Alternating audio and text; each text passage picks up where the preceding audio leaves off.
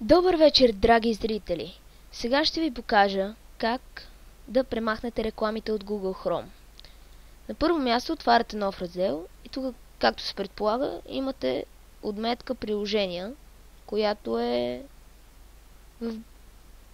при страниците за бързо набиране.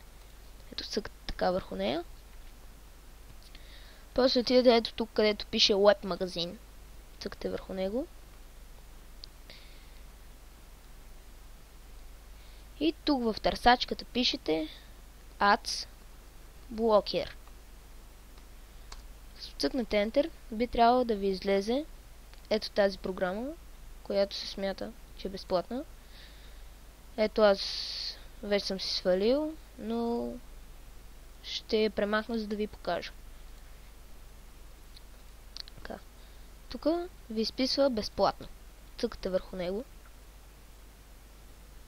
Сваля се и му давате да се добави в Google Chrome.